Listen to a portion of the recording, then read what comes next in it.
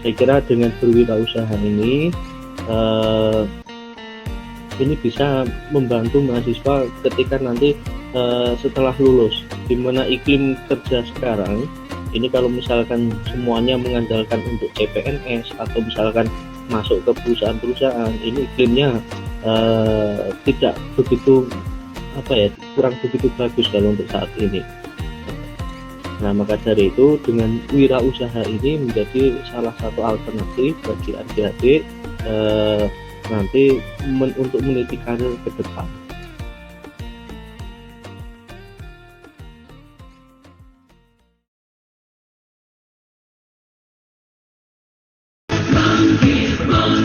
Bangkitlah semua kau putra-putri Indonesia, jangan sedih memikirkan susah, ingatlah masa depan di tangan kita. Ayo bangkitlah semua, hai kamu tiada yang terpendam, kemiskinan jangan jadi penghalang untuk berprestasi meraih cita-cita. Melalui misi dan uang pendidikan siap diberi. Melalui misi yang naik ke langit tiada lagi. Melalui misi mari kita tinggalkan prestasi. Melalui misi jadilah kita saja dengan diri. Ayo bersama kita bersama menuju cita-cita. Ayo kita semua menuju generasi emas Indonesia. Menuju generasi emas Indonesia.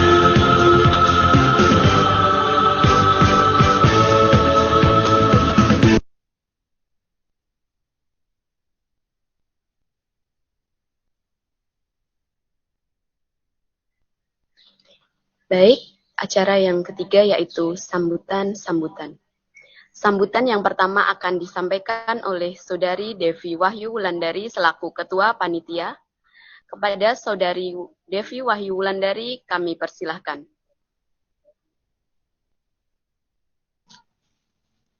Bismillahirrahmanirrahim. Assalamualaikum warahmatullahi wabarakatuh.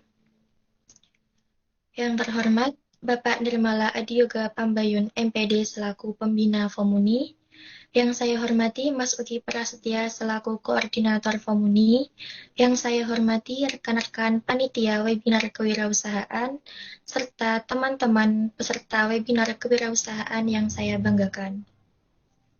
Alhamdulillahirrabbilalamin, puji syukur kita panjatkan kehadirat Allah Subhanahu wa Ta'ala yang telah memberikan nikmat sehingga kita dapat melaksanakan webinar kewirausahaan pada pagi hari ini. Tak lupa salawat serta salam kita haturkan kepada junjungan kita Nabi Agung Muhammad Sallallahu Alaihi Wasallam yang kita tunggu syafaatnya di yaumul qiyamah nanti. Amin. Di sini saya mengucapkan banyak terima kasih kepada rekan-rekan panitia, tenaga dan juga pikiran sehingga kita bisa melaksanakan webinar kewirausahaan pada hari ini. Semoga acara hari ini lancar, tiada suatu halangan apapun. Tak lupa juga, saya ucapkan terima kasih kepada teman-teman peserta webinar kewirausahaan yang ikut berpartisipasi dalam rangkaian acara ini. Semoga dengan adanya acara ini dapat menambah ilmu dan wawasan bagi kita semua. Amin. Demikian yang dapat saya sampaikan, kurang lebihnya saya mohon maaf. Wabillahi taufiq wal hidayah. Wassalamualaikum warahmatullahi wabarakatuh.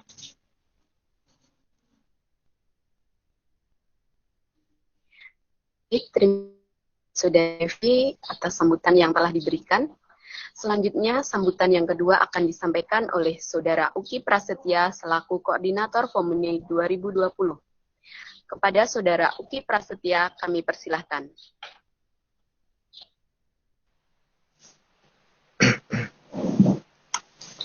Bismillahirrahmanirrahim. Assalamualaikum warahmatullahi wabarakatuh. Yang terhormat Bapak Nirmala Adi Yoga Pambayun selaku Pembina Komuni 2020.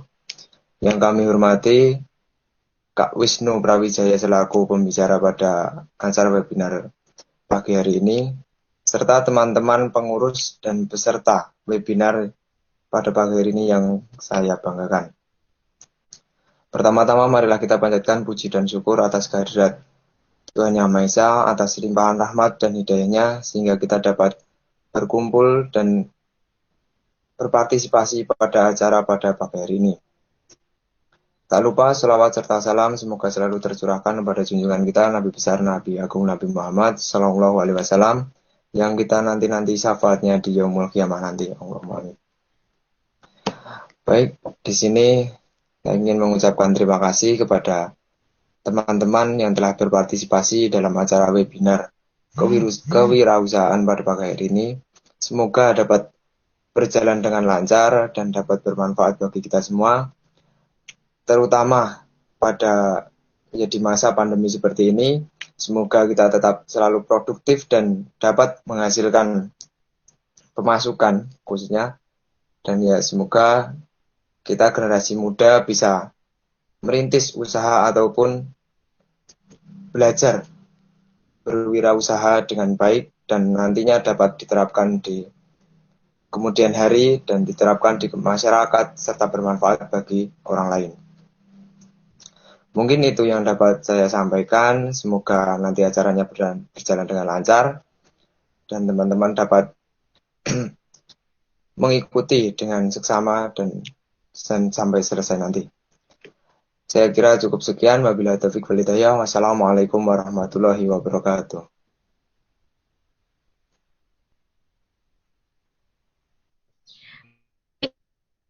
Saudara Uki Prasetya yang telah memberikan sambutannya. Selanjutnya sambutan yang ketiga akan Bapak Nirmala Adi Yoga Pambayun MPD selaku Pembina Komuni 2020. Kepada Bapak Nirmala Adi Yoga Pambayun kami persilahkan.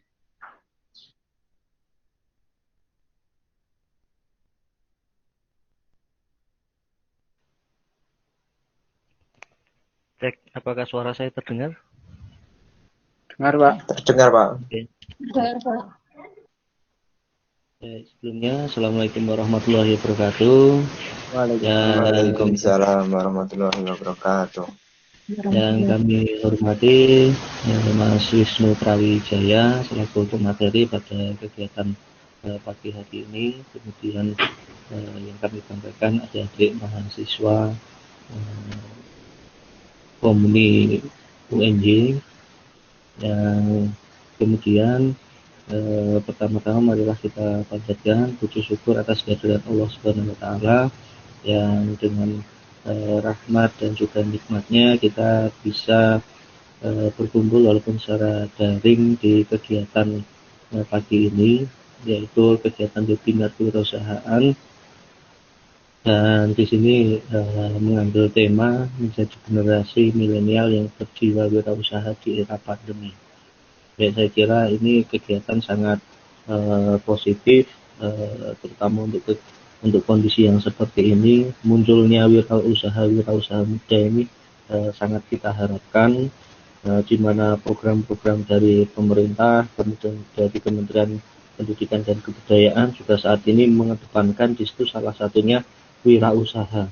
Maka dari itu dengan kegiatan pagi ini harapan kami itu bisa men-trigger munculnya wirausaha muda, khususnya dari Komuni UNJ.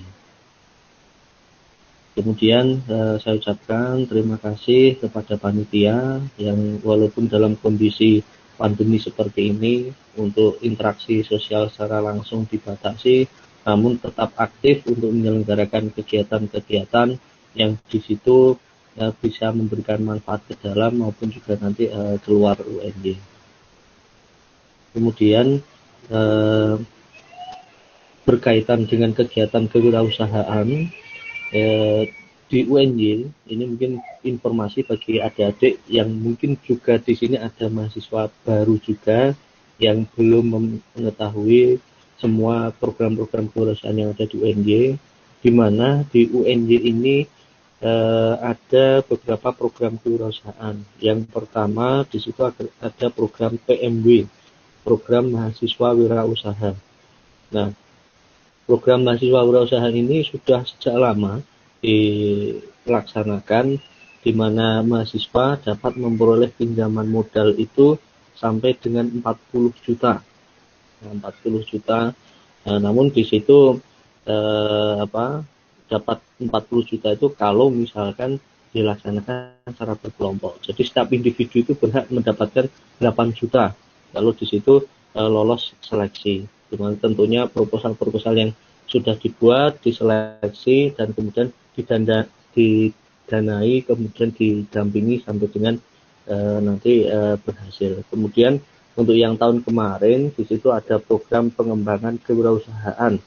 Nah, ini merupakan program on top dari rektorat, di mana setiap prodi itu diberikan jatah.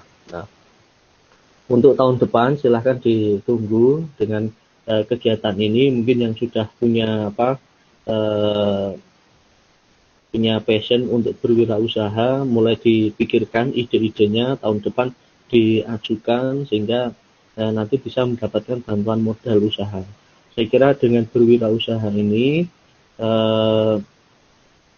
bisa membantu mahasiswa ketika nanti setelah lulus, di mana iklim kerja sekarang ini kalau misalkan semuanya mengandalkan untuk CPNS atau misalkan masuk ke perusahaan-perusahaan, ini iklimnya tidak begitu kurang begitu bagus kalau untuk saat ini.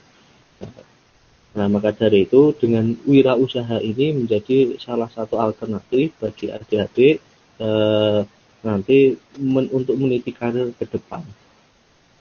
Dan untuk yang kemudian kalau dari UNY tadi modelnya di situ berupa pinjaman tanpa bunga. Nah, di Dikti itu ada yang namanya program KBMI, Kompetisi Bisnis Mahasiswa Indonesia. Di situ bisa mendapatkan hibah wirausaha sampai dengan 20 juta untuk tahun ini. Kalau yang tahun sebelumnya itu bisa 40 juta. Tapi karena pandemi ini kemarin hanya 20 juta. Nah, kemarin juga ada dari BUMN, Taman Wisata Candi, itu memberikan hibah untuk wirausaha itu 50 juta. Itu hanya untuk satu kelompok loh. Nah, 50 juta untuk satu kelompok. Kemarin ada beberapa kelompok yang mengajukan, dan di situ akhirnya diseleksi sampai akhir wawancara, dan ini sudah mendapatkan pemenangnya, di mana di situ benar-benar hibah. Jadi bukan di situ nanti mengembalikan, tetapi di situ hibah. Namun tentunya di situ akan dimonitor apakah usahanya dijalankan sampai dengan akhir, atau di situ akan mendapatkan pendampingan supaya di situ bisa berjalan. Dan harapannya itu mahasiswa itu tidak mencari pekerjaan, namun bisa membuat lapangan pekerjaan. Nah, di situ banyak sekali adik-adik untuk hibah wirausaha. Jadi adik-adik bisa manfaatkan. Nah, nanti dari materi yang ada ini saya lihat materinya ini Mas Wisnu Prawijaya, beliau memiliki beberapa usaha yang saya kira nanti bisa disampaikan trik-triknya untuk berwirausaha, apa saja di situ modal awal yang perlu dimiliki oleh mahasiswa untuk berwirausaha. Saya kira bukan uang atau dana modal yang sangat besar, bukan, namun mungkin salah satunya adalah keberanian. Nah, saya kira ini nanti bisa menjadi momentum yang bagus bagi adik-adik semua yang berpartisipasi. Saya lihat ini partisipasinya ada 64 mahasiswa. Nah, mungkin nanti akan bertambah ya seiring dengan berjalannya waktu. Silahkan dimanfaatkan, dan mungkin saya tidak akan panjang lebar untuk menyampaikan sambutan. Intinya adalah silahkan manfaatkan waktu ini dengan sebaik mungkin, kembangkan diri adik-adik selagi masih muda, sehingga nanti ketika lulus itu sudah siap untuk digunakan. Bukan nanti ketika sudah lulus baru les ke sana ke sini, kemudian baru cari informasi ke sana ke sini, itu nanti istilahnya terlambat. Baik, saya kira itu yang bisa saya sampaikan. Sekali lagi kami mengapresiasi apa yang dilaksanakan oleh Komuni.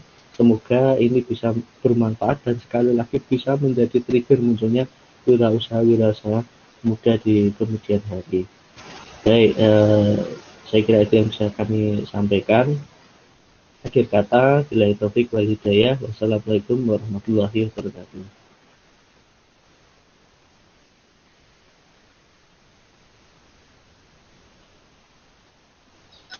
Baik, terima kasih kepada Bapak Nirmala Adiyoga Pambayun yang telah berkenan memberikan sambutan. Acara selanjutnya yaitu acara inti, pemaparan materi oleh narasumber. Dan penyampaian materi kali ini akan dibersamai oleh seorang moderator. Namun sebelumnya, perkenankanlah saya untuk menyampaikan kurikulum vitae moderator pada hari ini. Nama Dian Oktavia, tempat tanggal lahir Sleman 7 Oktober 2000, agama Islam, alamat PT RT 2 RW 16 Sidomoyo Gudean Sleman. Saat ini beliau sedang menempuh pendidikan di Fakultas Ekonomi Universitas Negeri Yogyakarta, Prodi Pendidikan Akuntansi. Untuk riwayat organisasi, yang pertama, Presiden Direktur Student Company jurusan Akuntansi SMK Negeri 1 Gudean periode 2019. Yang kedua, Staf Divisi Kewirausahaan Fomuni periode 2020. Yang ketiga, Bendahara Himpunan Mahasiswa Pendidikan Akuntansi periode 2020. Untuk prestasi yang pernah diraih, 1. Juara 3 Festival Inovasi Kewirausahaan Siswa Tingkat Kabupaten Sleman tahun 2018. Juara 1 Festival Inovasi Kewirausahaan Siswa Tingkat Provinsi Daerah Istimewa Yogyakarta tahun 2018. Juara 1 Lomba Bisnis Siswa Tingkat Daerah Istimewa Yogyakarta Jawa Tengah di Institusi Akprin tahun 2018. Juara 2 Business Plan Competition, UNY 2019. Juara 3 National Business Plan Competition Bidang Jasa diselenggarakan oleh UKM Kewirausahaan UNY tahun 2020. Juara 3 National Business Plan Competition pada Business Talk #6 yang diselenggarakan oleh UKM Inspire Fakultas Ekonomi Universitas Negeri Yogyakarta tahun 2020. Selanjutnya acara saya serahkan kepada moderator. Baik, terima kasih kepada MC atas waktu yang telah diberikan. Bismillahirrahmanirrahim. Assalamualaikum warahmatullahi wabarakatuh. Selamat pagi dan salam sejahtera bagi kita semua. Sebelumnya, bagaimana nih kabar dari teman-teman Mahadiksi UNY? Semoga teman-teman selalu dalam keadaan sehat dan jangan lupa untuk selalu mematuhi protokol kesehatan. Sebelumnya, perkenalkan saya di sini Dian Oktavia sebagai moderator yang akan membersamai teman-teman Mahadiksi dalam webinar pada pagi hari ini. Di sesi webinar kali ini dari panitia mengusung tema, yaitu menjadi generasi milenial yang berjiwa wirausaha di era pandemi. Melalui tema ini, nantinya kita akan membicarakan mengenai bagaimana cara kita sebagai mahasiswa bidik misi untuk memulai berwirausaha. Mengingat kondisi saat ini yang masih pandemi dan juga tentunya membuat beberapa aktivitas teman-teman terhambat nih. Namun bukan berarti kita nggak bisa ngapa-ngapain dong. Karena kita ini kan generasi milenial dan tentunya harus tetap produktif. Kalau ngomong-ngomong zaman dulu pasti kalau teman-teman lapar, mau beli barang atau mau membayar sesuatu harus keluar rumah dulu, pergi ke gerai atau outlet. Namun saat ini semua sudah ada nih di gadget teman-teman dan tinggal klik-klik saja dan nanti apa yang kita butuhkan itu akan diantarkan oleh kurir. Dan ternyata di balik itu tuh ada sesuatu yang tidak kita sadari, yaitu peluang untuk berwirausaha. Karena untuk memulai bisnis itu bisa dengan memanfaatkan teknologi meskipun saat ini masih di era pandemi. Dan pada pagi hari ini kita akan kedatangan pembicara yang sangat luar biasa dan nantinya akan sharing ilmu serta pengalamannya mengenai wirausaha. Baik, langsung saja pada webinar kali ini kita akan dibersamai oleh Mas Wisnu Prawijaya. Beliau ini merupakan salah satu alumni dari Teknologi Pendidikan FIP UNY dan juga merupakan owner dari Getuk Crispy Jogja. Berbicara mengenai wirausaha, tentu sering nih mencuri perhatian dari mahasiswa. Karena dari berwirausaha itu kita dapat menambah pengalaman, menambah relasi, dan juga tentunya menambah penghasilan. Tapi banyak sekali alasan rasanya untuk kita tidak segera memulai berwirausaha, baik karena masalah modal ataupun karena masalah belum memiliki ide usaha. Dan mungkin teman-teman di sini pun masih banyak ya yang ingin menjadi seorang wirausaha namun takut untuk memulainya. Jadi sebenarnya apa sih wirausaha itu dan apa saja tantangan serta peluang untuk menjadi seorang wirausaha? Langsung saja akan kita kupas tuntas bersama pembicara kita pada pagi hari ini. Namun sebelum itu saya akan membacakan sekilas mengenai mohon maaf. Sebelum itu saya akan bacakan sekilas mengenai kurikulum vitae dari pembicara kita. Nama Wisnu Prawijaya, beliau lahir di Bantul tanggal 23 Maret tahun 1996.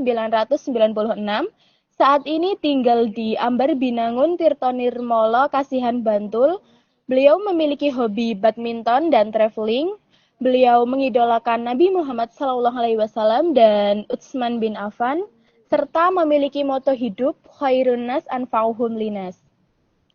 Selain itu, beliau memiliki banyak sekali nih pengalaman organisasi dan beberapa di antaranya adalah menjadi ketua Himpunan Mahasiswa Prodi Teknologi Pendidikan pada tahun 2017, menjadi ketua BEM FIP UNY pada tahun 2018, serta menjadi koordinator tutorial PAI FIP UNY pada tahun 2019.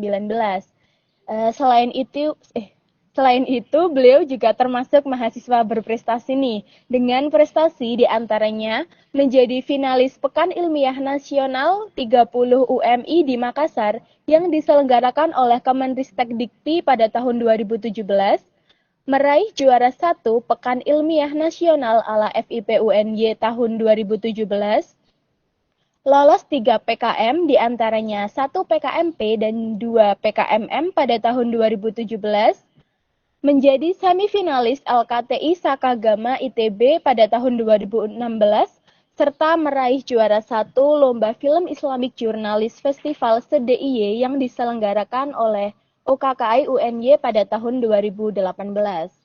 Dan yang tak kalah pentingnya nih, sesuai tema kita pada pagi hari ini, yaitu mengenai wirausaha, beliau juga memiliki pengalaman berwirausaha, diantaranya founder of Invent Apparel and Merchandise mulai dari tahun 2013 hingga saat ini, menjadi owner of Getuk Crispy Jogja, dan juga menjadi wakil direktur bidang kurikulum Ajisaka Training Center mulai dari tahun 2018 hingga saat ini.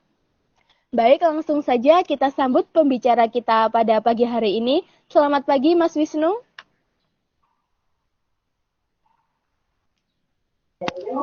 Halo, selamat pagi Mbak Dian. Assalamualaikum warahmatullahi wabarakatuh. Waalaikumsalam warahmatullahi wabarakatuh. Bagaimana nih Mas kabar? Suara terakses ya? Iya, terakses Mas. Oke, siap. Alhamdulillah, baik. Baik. Oke Mas. Ngomong-ngomong, kesibukannya saat ini lagi ngapain aja nih Mas? Kalau secara kesibukan, saya sekarang lebih banyak terlibat di aktivitas bisnis yang saya dirikan bareng-bareng sama teman-teman. Ada di konveksi, di Invent Apparel, kemudian di kuliner, Getuk Crispy, dan jasa training, Ajisaka Training Center. Ini insya Allah nanti minta doanya teman-teman akan masuk ke dunia digital branding. Wah, amin. Wah, ternyata keren sekali ya kesibukannya Mas Wisnu walaupun saat pandemi seperti ini. Dan sepertinya teman-teman sudah tidak sabar nih Mas untuk mendengarkan pemaparan materi dari Mas Wisnu. Tapi sebelumnya izinkan saya untuk menyampaikan bahwa pemaparan materi nantinya akan berlangsung selama 40 menit dan langsung dilanjutkan dengan sesi tanya jawab. Baik, langsung saja kepada Mas Wisnu, saya persilahkan untuk menyampaikan materi. Oke, siap. Terima kasih Mbak Dian. Oke, mohon maaf sebelumnya Pak Yoga, saya izin buat belajar bareng dengan teman-teman di sini. Beliau masih bersama kita atau tidak, Pak Yoga?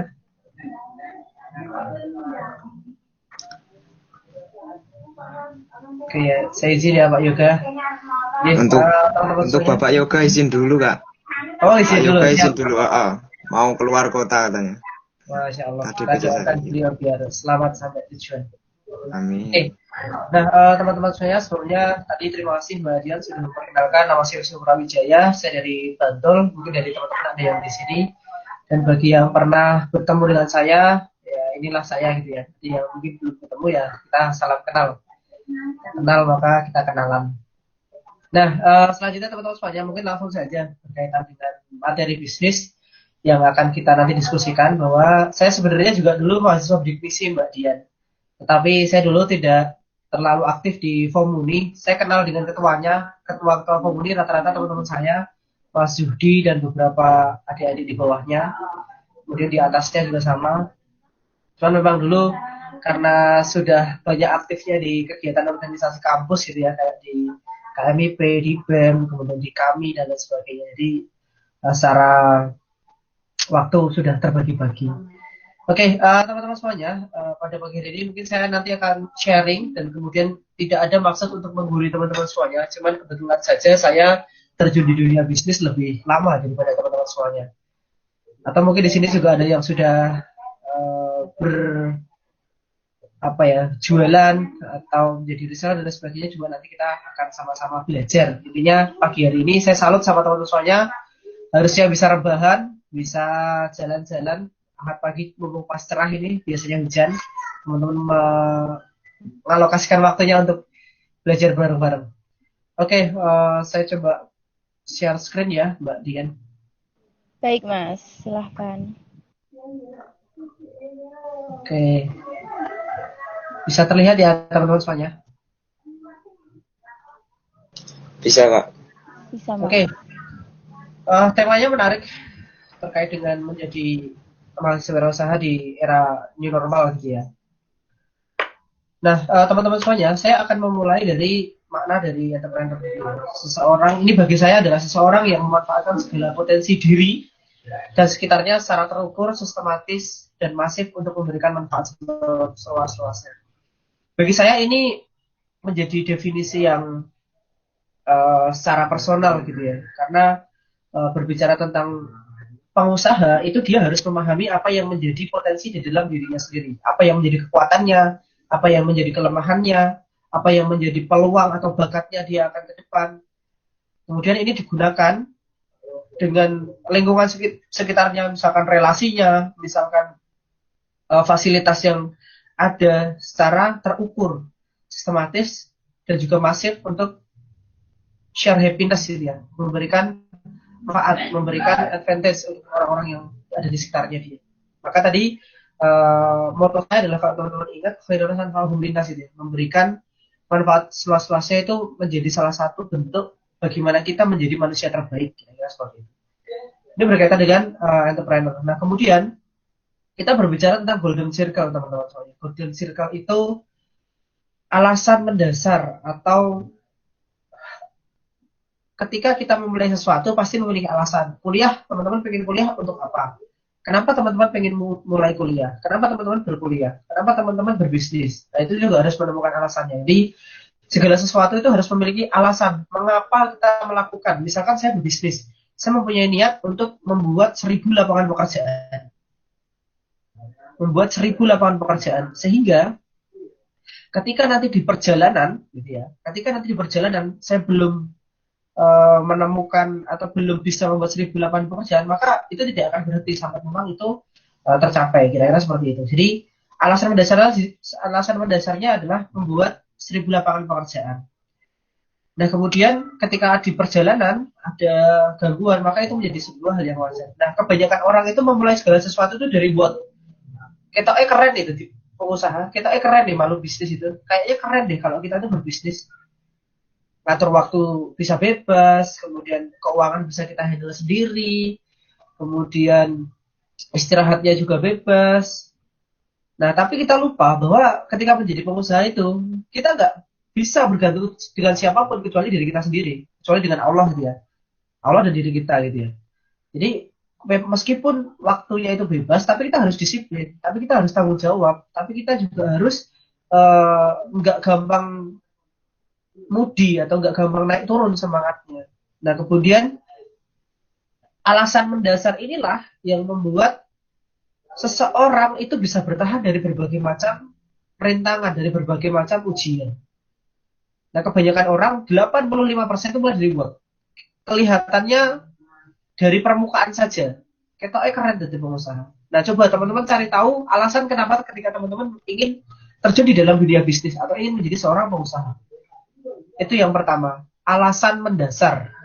Silahkan temukan. How itu berbicara tentang bagaimana. Oh, kita harus branding. Oh, kita harus pemasaran. Oh, kita harus bikin toko dan lain sebagainya. Itu nanti. Itu nanti. Tapi alasan mendasarnya dulu. Kenapa teman-teman ingin menjadi seorang pengusaha? Itu silahkan ditemukan. Kemudian yang kedua, kita berbicara tentang aset dan omset. Secara bisnis itu simpelnya adalah asetnya punyanya apa, omsetnya seberapa. Aset itu apa? Sesuatu yang kita miliki, yang itu bisa menghasilkan uang untuk kita. Aset. Kita berbicara bisnis. Apa yang saja yang bisa menjadi aset? Handphone, motor, diri kita sendiri itu aset kita. Pertemanan itu aset kita. Lingkungan itu aset kita. Kampus itu juga aset kita. Nah, ini harus kita ketahui aset yang kita miliki ini apa. Jangan sampai kita memiliki segala sesuatu yang kita miliki itu menjadinya liability atau menjadi beban. Karena tidak teroptimalkan. Justru membuat menjadi pengeluaran bagi kita secara terus-menerus. Handphone misalkan. Jangan sampai kita beli pulsa, beli paketan, terus tetapi handphone ini tidak mendatangkan keuntungan untuk kita, tidak mendatangkan manfaat untuk kita, selain untuk selfie, untuk curhat dengan teman sana dan sini, kemudian untuk gibah, untuk tiktokan, dan lain sebagainya, yang tidak bermanfaat tentunya ya. Kemudian omset itu adalah jumlah uang hasil penjualan barang tertentu selama masa jual. Misalkan kita memiliki HP, terus kemudian kita gunakan untuk jualan. Jadi jualan itu kita dapat keuntungan gitu ya. Ada keuntungan itu yang disebut kita sebagai omset. Kalau untungan bersih ya profit gitu ya. Nah, ini skema biasa terkait dengan bisnis aset dan omset. Nah, kemudian teman-teman semuanya, ini yang kedua. Kemudian yang ketiga berkaitan dengan bagaimana kita bisa membangun mesin uang lewat diri kita sendiri. Kita ditambahkan dengan aset yang kita miliki bisa menghasilkan omset. Diri kita itu seorang pemuda, ya mungkin di sini rata-rata usianya berapa ya? 20-an tahun ya? Atau 21? Ya, mungkin sekitar itu, Mas. 20-an tahun. Iyalah, itu usianya harusnya sudah mulai mandiri. Dulu saya men-challenge diri saya secara pribadi, mulai SMK jangan sampai minta uang ke orang tua. Kuliah pun juga sama. Dari mulai semester 1 sampai lulus nggak pernah saya membiayai kuliah, bahkan itu untuk membiayai kampus, membiayai UKT, kemudian organisasi. Setiap organisasi itu nggak kurang 500 juta uang yang saya keluarkan untuk menghidupi organisasi. Itu dari uang pribadi semua. Dan bagaimana bisa mencukupi bisnis? Nah, maka bisa kok teman-teman menjadi seperti itu. Bisa, asal mau dan belajar, sama belajar dan mau berusaha. Nah, ini yang perlu kita perhatikan teman-teman sekalian, bahwa diri kita ini adalah satu anugerah yang sangat luar biasa yang diberikan oleh Allah SWT kepada kita. Bahwa ketika kita mencoba mentotal nilai diri kita itu tak akan pernah ternilai. Misalkan mata. Kalau matanya teman-teman itu tak ambil, kemudian tak ganti uang 100 juta atau 100 miliar gitu, kira-kira mau nggak? Pasti nggak mau, karena itu mahal. Belum lagi ketika kita berbicara berapa harga jantung, berapa harga paru-paru, berapa harga ginjal yang mungkin bisa ditukar dengan iPhone gitu ya di candaannya teman-teman di yang orang-orang yang tergila-gila dengan produk iPhone. Sampai ada bahkan rambut itu kan mahal teman-teman semuanya. Bulu mata itu mahal. Kuku saja mahal, gigi saja mahal. Maka kita itu sebenarnya makhluk yang sangat luar biasa mahal. Makanya kita tidak boleh memperlakukan diri kita itu menjadi apa adanya, menjadi biasa-biasa saja. Menjadi bertindak hal-hal yang sepele, hal-hal yang menye-menye. Kita itu makhluk yang berkualitas. Manusia itu makhluk yang sempurna. Makhluk yang penuh dengan kelebihan. Maka kita kawinkan atau kita gabungkan dengan aset. Aset itu apa? Aset yang saya sebutkan di segala sesuatu yang kita miliki, yang kemudian itu bisa kita optimalkan untuk membuat omset. Gitu teman-teman semuanya. Itu framework dasarnya seperti itu ya. Ini framework tata kelola UMKM bahwa jumlah tadi yang benar disampaikan sama Pak Yoga bahwa CPNS itu tidak kemudian bisa menjadi salah satu jalan bagi pengurangan pengangguran. Maka saya juga sangat berharap kepada teman-teman semuanya untuk bisa menjadi pembuka lapangan pekerjaan. Entah itu dengan bisnis atau dengan lainnya. Terus harus selalu ditanamkan di dalam mindset kita bahwa kita seorang pemuda di Indonesia yang kita harus membuka lapangan pekerjaan, harus memberikan kontribusi bagi bangsa ini, harus memberikan solusi atas permasalahan yang ada. Itu yang harus tertanam di diri kita. Makanya tadi saya sampaikan bahwa saya ingin membuka 1000 lapangan pekerjaan. Kenapa? Karena saya nggak tega lihat orang-orang itu kesusahan mencari uang, mencari pekerjaan.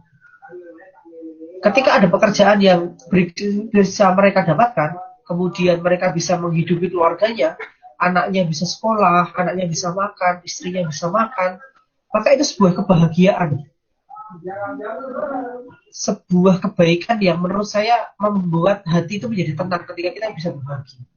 Ketika kita bisa bermanfaat bagi orang lain. Nah, jadi bagi teman-teman yang memiliki keinginan untuk berusaha, tolong tanamkan mindset bahwa kalian saat ini sebagai agent of change, sebagai iron stock, sebagai solusi atas permasalahan yang ada di dalam bangsa ini. Yaitu salah satunya adalah pengangguran. Pastikan teman-teman menjadi salah satu bagian dari orang yang menyumbang lapangan pekerjaan, bukan menjadi penyumbang pengangguran. Itu ya. Nah, selanjutnya ini terkait dengan manfaat. Nah, saya nanti akan lebih banyak berbicara tentang teknisnya saja. Frameworknya sudah bahwa kita sebagai seorang muda memiliki potensi, memiliki fasilitas yang kita harus gunakan untuk memberikan solusi. Salah satu solusinya adalah lewat bisnis. Bisnis yang perlu diperhatikan adalah aset dan juga omset. Nah, ini nanti kita masuk ke dalam bagaimana caranya kita akan memulai usaha. Nah, biasanya teman-teman semuanya, ketika seorang pengusaha pemula itu akan memulai usaha, ada beberapa gejala psikologis yang secara tidak langsung, meskipun ini gejala psikologis, tapi dampaknya cukup besar.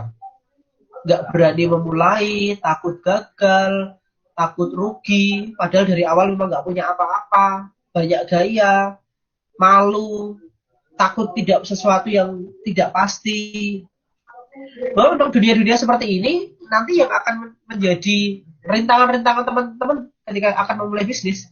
Bahkan ketika kita sudah mulai bisnis juga, kegagalan, ketidakpastian, kerugian, malu, kemudian takut dicemooh, diajak, dibully, kalau dagangannya mungkin di mata orang itu kurang bergengsi gitu ya, pasti ada. Maka ini nggak perlu kemudian kita hindari, tetapi kita terima dan kita sikapi secara bijak bahwa segala sesuatu yang besar pasti akan dimulai dengan rintangan-rintangan. Maka anggap saja ini sebagai batu kecil lah yang harus kita singkirkan gitu ya. Nah, maka ini juga ada beberapa kesalahan fatal pengusaha pemula, yaitu ikut-ikutan. Jadi ada produk yang saat ini tren, kita ikut-ikutan jualan.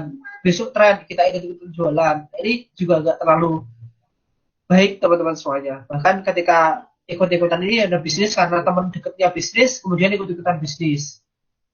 Karena saudaranya bisnis sukses, kemudian dia akan ikut-ikutan. Terus kemudian gampang percaya. Gampang percaya itu saya pernah mengalami waktu dulu tahun 2014 ke 2015.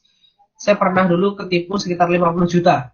Lebih mungkin. Kenapa? Karena saya gampang percaya. Jadi di situ ada perjanjian yang ternyata ketika saya coba tagih lagi janjinya, lagi-lagi terkait dengan kesepakatannya ternyata tidak ditepati karena saya salah dulu ketika kerjasama, saya tidak memperhatikan bahwa harus ada perjanjian hitam di atas putih, tanda tangan dan lain sebagainya. Jadi saya nggak memperhatikan itu. Jadi kita berbisnisnya secara keluargaan aja, ternyata malah ditipu.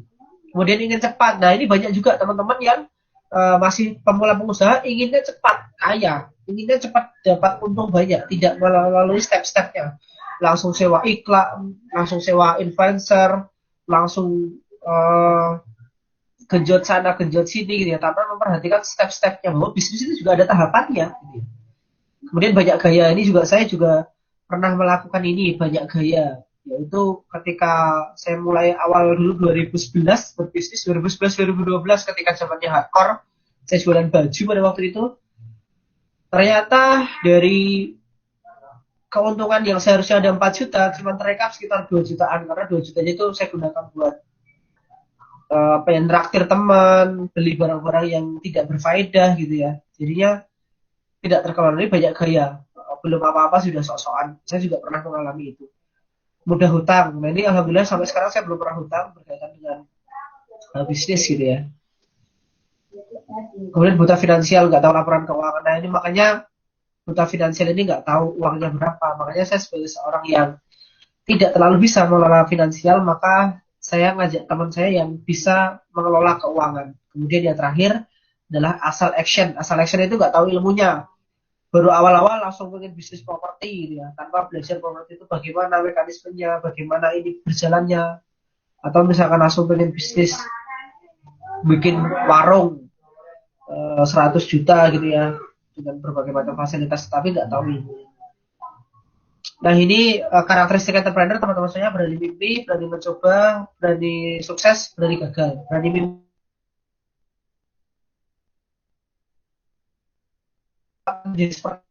terbayangkan, tervisualisasikan. Berani mencoba jelas. Jadi ketika berani mencoba juga tidak langsung terjun. Tapi terus kemudian berevaluasi. Kesuksesan tidak biasa. Saya juga pernah ditipu, pernah dikomplain sama konsumen, itu makanan saya hari-hari teman-teman. Nah ini makna bisnis fondasi berkah ya, fondasi bisnis berkah, makna sukses, angka cukup, keberkahan proses, konsep rezeki. Yang penting di dalam bisnis itu teman-teman soalnya pastikan halal sumbernya. Barangnya yang kita jual itu bukan barang haram, itu batasannya di situ dulu deh. Batasannya di situ dulu. Nah kemudian angka cukup ini ya merasa bersyukur gitu ya. Kalau sudah dapat rezeki ya disyukuri. Besok kita genjot lagi gitu ya. Kemudian bingung mau bisnis apa gitu ya. Nah ini saya langsung masuk ke dalam teknis dalam berbisnis teman-teman semuanya. Ini teknisnya di dalam berbisnis.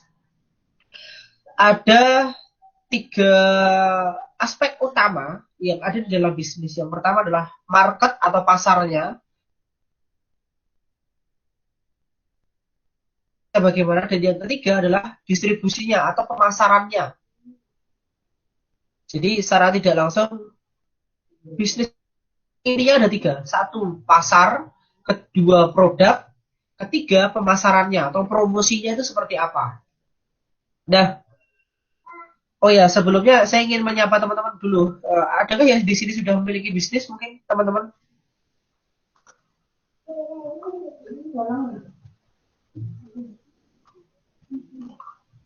Adakah yang sudah Gimana memiliki nih? bisnis?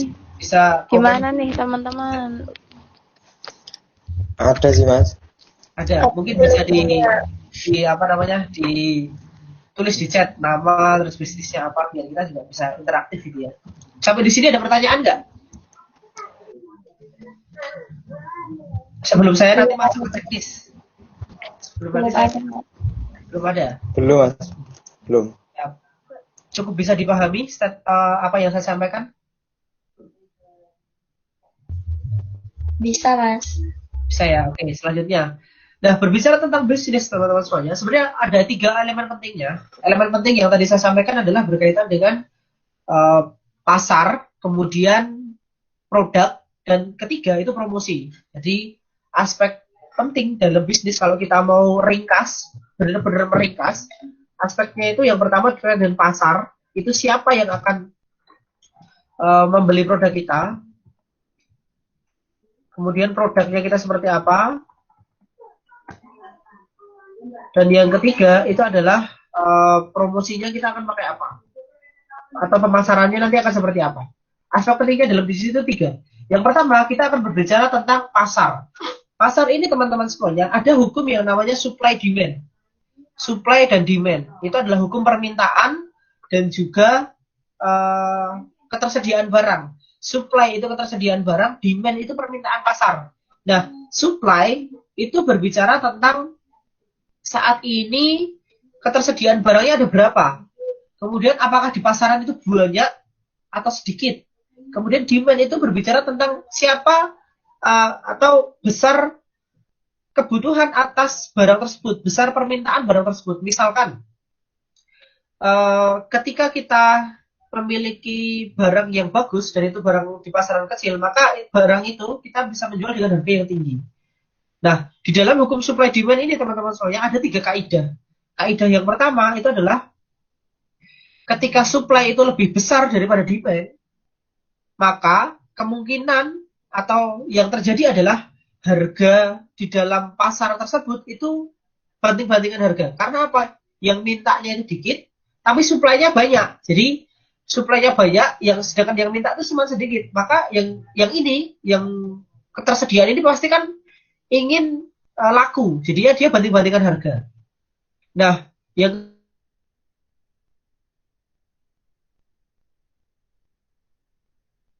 tapi ketika supply-nya itu kecil dan permintaannya itu banyak, maka si supply ini atau pengusaha atau penjualnya ini bisa bermain harga. Jadi harganya itu bisa tinggi. Itu kaidah sederhana berkaitan dengan hukum supply demand. Kalau supply-nya besar, demand-nya kecil, ini banting-bantingan harga pasti. Pasti banting-bantingan harga. Kenapa? Karena semua yang mensuplai ini berharap laku produknya. Nah, bagaimana biar bisa laku sedangkan kompetitornya banyak? Ya turunkan harga, kasih diskon dan lain sebagainya gitu kan. Kemudian kalau supply dan juga demand ini besarnya sama, maka harganya normal. Karena yang masuk ada besarnya, yang menerima juga sama. Yang ketiga, kalau seandainya supply-nya itu kecil, kemudian yang membutuhkan juga banyak, pasti harganya ini juga gila-gilaan. Gila-gilaan artinya apa? Karena ini barang langka, sehingga berani dijual dengan sangat mahal. Nah, itu hukum terkait dengan supply demand. Market, teman-teman semuanya. Yang saat ini sudah memiliki pengusaha, yang sudah memiliki usaha, atau yang baru mau mulai usaha, silahkan bisa menentukan marketnya, atau siapa yang akan membeli produk atau jasanya teman-teman semuanya. Nah, bagaimana kita menentukan market kita? Bagaimana kita menentukan siapa yang nanti akan membeli produk atau menggunakan jasa kita? Itu caranya yang pertama, kita bisa melakukan analisis. Kita bisa melakukan riset. Bagaimana risetnya? Silakan teman-teman bisa analisis kira-kira karakteristiknya yang akan membeli produk teman-teman itu seperti apa. Mungkin secara detailnya seperti ini. Teman-teman bisa menuliskan usianya berapa, laki-laki atau perempuan gendernya, tinggalnya di kota mana, berapa rata-rata penghasilan mereka, lifestyle-nya seperti apa, nongkrongnya itu di mana, kemudian mereka ini hobinya itu apa, kira-kira kalau misalkan mereka ini lewatnya tuh lewat mana, jalan mana gitu ya. Jadi itu kita perlu melihat siapa yang kira-kira menjadi produk menggunakan produk kita. Jadi pasar ini harus kita benar-benar riset teman-teman semuanya. Nah, di dalam pasar ini juga ada 3 macam. Berbicara tentang pasar ini ada 3 macam. Ada pasar potensial, ada pasar yang berdarah, dan pasar yang tertidur. Pasar yang berdarah-darah atau bleeding market itu adalah biasanya ciri-cirinya itu pemainnya banyak, kebutuhannya sedikit. Kayak yang tadi saya sampaikan tadi. Supply-nya banyak, yang mintanya dikit. Jadi dia itu pasti banting-banting harga. Misalkan sekarang yang jualan jilbab, atau jualan skincare, atau jualan masker wajah, itu kan banyak banget tuh. Maka nggak heran ketika harga-harganya itu diturun-turunkan. rela ngasih diskon dan sebagainya. Itu karena memang hukumnya seperti itu. Jadi pasar yang berdarah-darah itu pasti membuat banting-bantingan harga. Itu harus kita ketahui. Apakah bisnisnya teman-teman saat ini itu berada di dalam pasar yang berdarah-darah, yang harus banting-bantingan harga untuk mendapatkan konsumen? Nah, itu kalian sendiri yang bisa menilai. Kemudian yang kedua, potensial market. Potensial market itu kompetitornya sedikit, sedangkan yang membutuhkan itu banyak.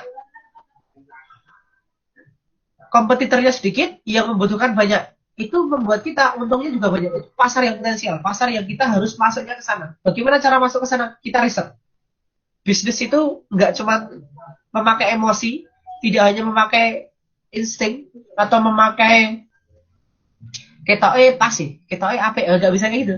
Tapi itu ada ilmunya, ada ilmu risetnya. Jadi bisnis itu science.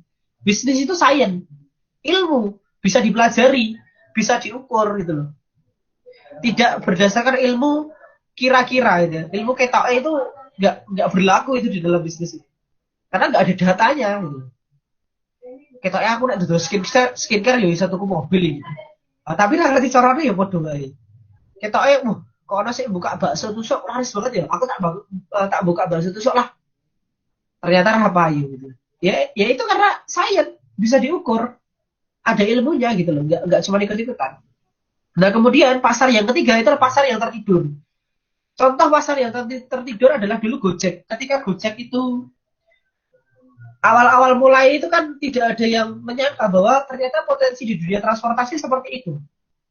Nah, begitu Gojek itu mulai, baru kita bisa, oh dulu yang ketika di pasar yang tertidur itu yang dilakukan adalah edukasi. Bagaimana kita mengedukasi bahwa pentingnya safety, kemudian berangkat kerja itu nggak perlu repot, nggak perlu takut macet, nggak perlu takut terlambat. Itu yang dilakukan oleh Gojek. Sehingga dari pasar yang tertidur bisa menjadi potensial market.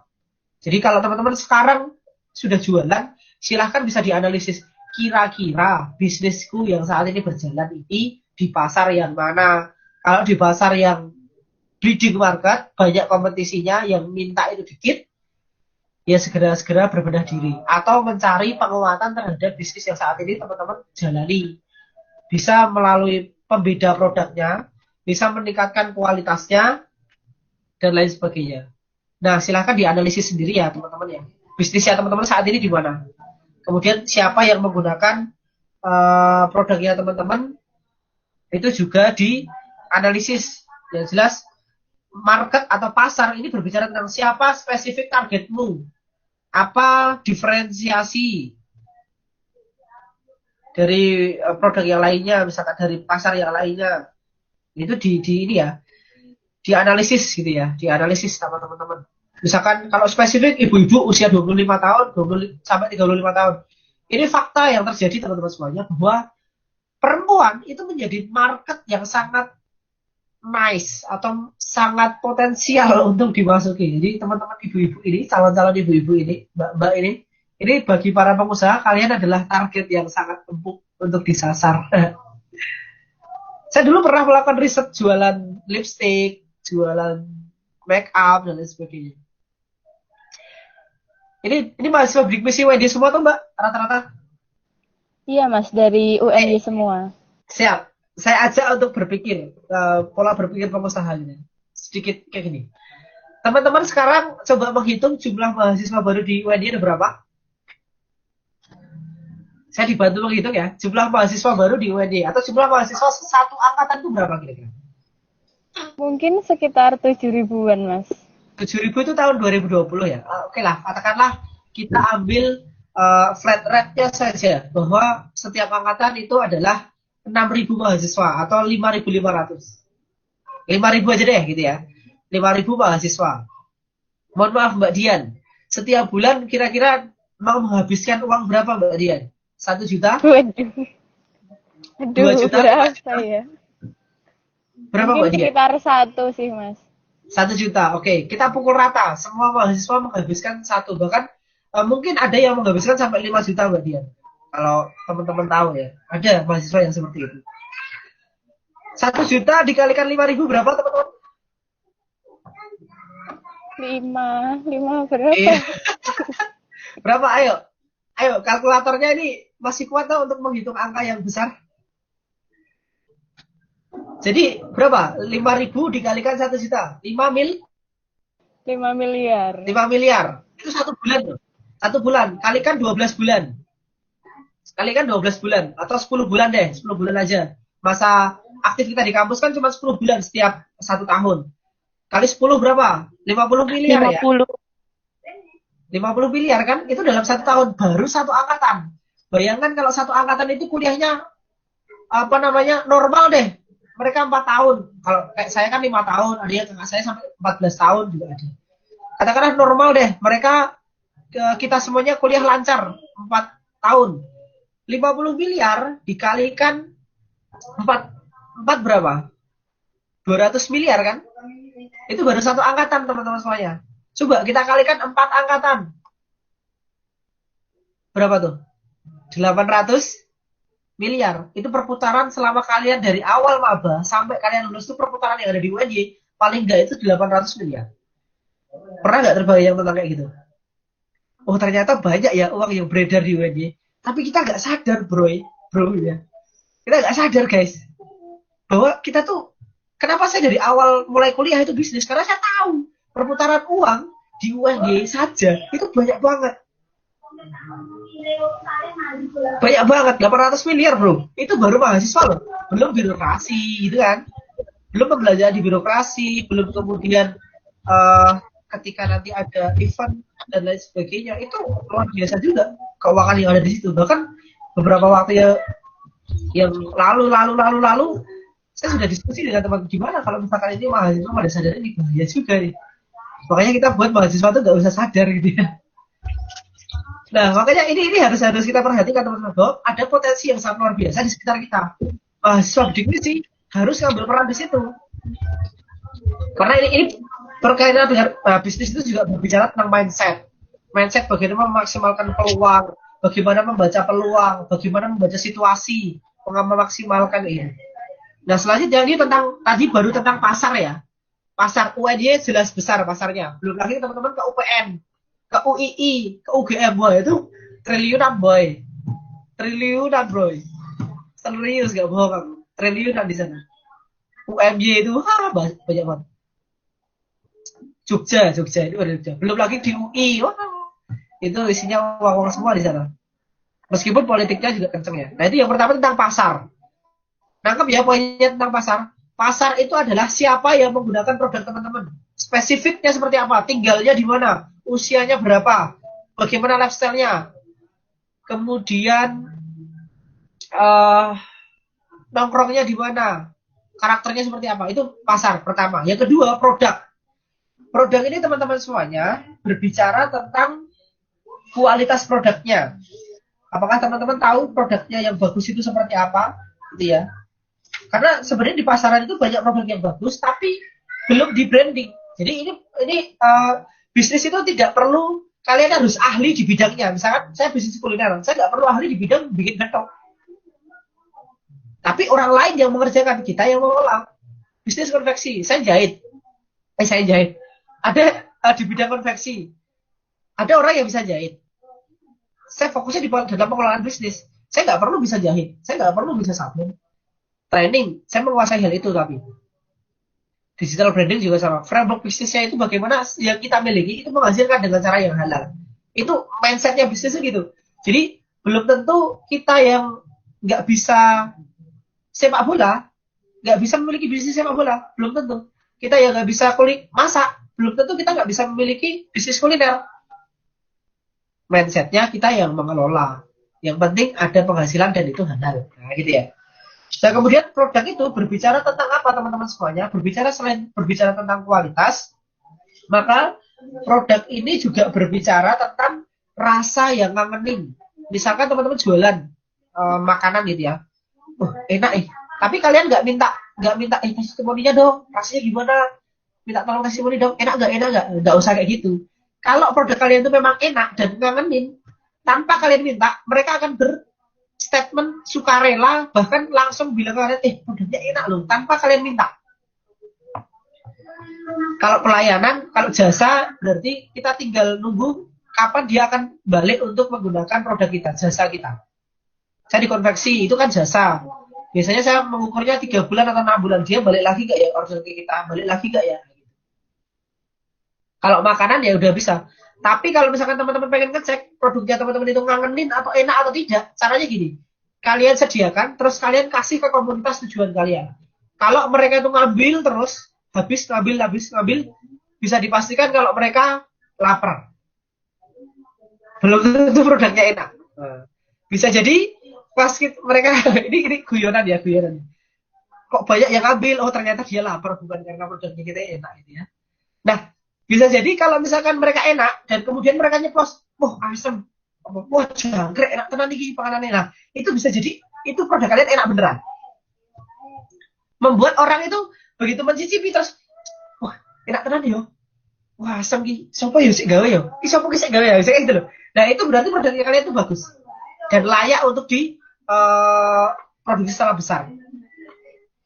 Itu yang pertama terkait dengan produk itu berbicara tentang produk ini berkualitas atau tidak, enak atau tidak, ngangeni atau tidak. Jualan es kepal Milo misalkan, ya umur-umur ya rasanya rana pembedanya. Sekarang kan udah hilang ditelan bumi ya. Sekarang Thai tea yang berkembang, ono macamnya Dum Thai tea, ono Caca Thai tea, ono Boboiboy Thai tea, ada apa Thai tea dan banyak. Kalau teman-teman lihat di map gitu ya, Thai tea itu tidak ya itu bisa kayak apa ya? Kayak semut itu loh, banyak banget loh. Misalkan area UNJ deh, yang jualan Thai tea itu berapa banyak? Banyak banget. Nah kemudian apa namanya? Itu produk yang pertama berkaitan dengan kualitasnya. Yang kedua berbicara tentang kemasan. Produk itu kalau teman-teman tahu kuaci matahari ya, tahu ya? Kuaci matahari terus sekarang yang lagi juga menjadi pemain di sini adalah kuaci Rebo.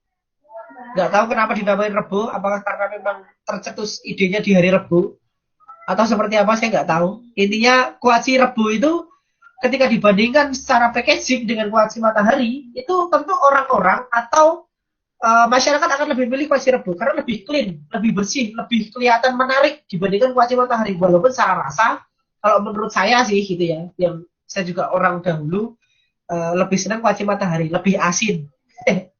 Lebih asin. Jadi packagingnya perlu diperhatikan. Nah, packaging ini teman-teman semuanya itu nggak bisa tokonya, bisa packaging produknya, atau yang lain sebagainya. Jadi yang penting terkait dengan packaging ini dibuat tampilannya itu menarik gitu ya. Karena tampilan ini juga mempengaruhi psikologis manusia. Nah yang ketiga berbicara tentang produk itu berbicara tentang merek teman-teman semuanya. Berbicara tentang merek. Nama itu menentukan image atau persepsi kita terhadap produk yang kita miliki. Jadi masyarakat atau konsumen itu juga sudah bisa membayangkan produk kita dari namanya saja. Misalkan teman-teman mendengar kata salon ini ya. Ketika teman-teman mendengar salon Anissa, salon Gatot, dan salon Tince, apa yang terbesit di dalam benak teman-teman?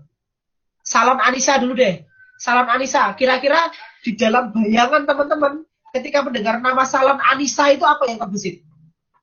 Apa Mbak Dian? Buat perempuan, Mas. Buat perempuan, oke terus. Terus yang punya perempuan. Yang punya perempuan, oke terus. Terus yang itu, yang jadi penyalonnya itu juga perempuan. Oke ya, jadi penyalonnya perempuan. Image kata tentang nama Anissa itu cantik atau enggak? Cantik.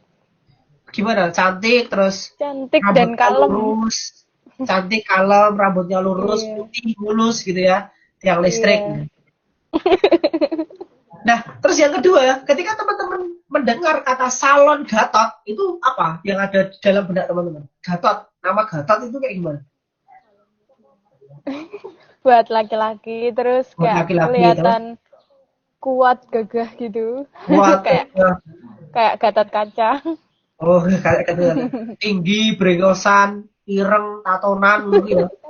Iya, Mas. Nah, kalau teman-teman sekarang mendengar kata salon Tince, apa yang terbesit? Waduh, kalau ini samar-samar, Mas. Sama-sama, maksudnya gimana tuh? Nih, kita gimana? Ketika teman-teman mendengar kata salon Tince, yang terbesit di dalam benak teman-teman itu apa? Tinja. Apa ya? Ya, Apa? samar-samar itu tadi, Mas. Oh, Kayak, rasinah lanang ora wedok ora. Terus apa iya. lagi? Lekong, Aduh. rempong, melambai, cucok, waria, gitu ya kira-kira ya. Jadi yang Iya. tadi dibilang itu baru teman-teman dengar. Nah, kira-kira ketika teman-teman perempuan nih, teman-teman cewek-cewek nih, ukti-ukti nih, kalau disuruh pilih salon di antara 3 salon tadi, pilih yang mana? Tentunya yang Anissa dong, Mas. Yang Anissa. Kenapa? Karena ya dari namanya itu kan udah kelihatan lemah lembutnya, Kalau lembut. kalemnya, Padahal kan teman-teman cocok. belum tahu namanya, belum mencoba fasilitasnya. Bisa jadi loh, para lekong-lekong ya, para orang-orang bertulang lunak itu ketika melayani itu lebih halus daripada wanita. Bisa jadi bapak-bapak yang tadi atau salon yang bernama Gana tadi yang kita image-kan yang melayani itu adalah cowok kekar, brengosen, terus kemudian apa namanya berotot, gagah gitu. Ternyata mereka treatmentnya itu bisa lebih enak. Belum tentu. Tapi karena namanya itu sudah bisa merepresentasikan dari kualitas pelayanannya, maka orang itu cenderung akan memilih yang sesuai dengan yang dia cari gitu. Maka nama itu penting teman-teman semuanya. Nah, ketika teman-teman sekarang mendengar nama Anissa dan mendengar nama salon Elizabeth, kira-kira apa yang terbesit teman-teman di nama Elizabeth atau Alexandria atau Nabila gitu dibandingkan dengan Anissa? Lebih eksklusif misalkan, lebih berkelas. Nah, itu secara nama. Makanya penting untuk teman-teman bisa memiliki nama brandnya teman-teman atau nama produknya teman-teman itu apa. Nah, bagaimana kita menentukan nama ini? Yang pertama, ketika kita ingin menentukan merek, yang perlu diperhatikan adalah sesuai dengan target pasarnya kita. Sesuai dengan target pasarnya kita. Misalkan target kita itu jualan salon ya, kita harus pakai nama salon juga. Gedok saya juga pakai gedok. Dulu saya sekarang ada 4 bisnis sebenarnya. Satunya namanya Teman Event, itu support di bidang event professional support service. Bahkan nama saja itu bisa mau dibeli teman-teman. Dulu namaku mau dibeli juga. Nah, kemudian selain sesuai dengan target pasar, di dalam memberikan nama kita harus mempertimbangkan unik. Unik itu ada sesuatu yang kita akan jual, misalkan rawon setan, kemudian walaupun saya tidak merekomendasikan nama-nama yang bernama setan atau bakso dajjal, itu saya nggak pernah rekomendasikan karena secara agama saya nggak boleh kayak gitu, secara agama ya. Atau zanana, keripik pisang, itu bagus. Kemudian mudah diucapkan di dalam merek ini. Jadi membuat nama atau membuat brand itu jangan sampai membuat susah diucapkan. Huruf yang dipakai itu konsonan semua.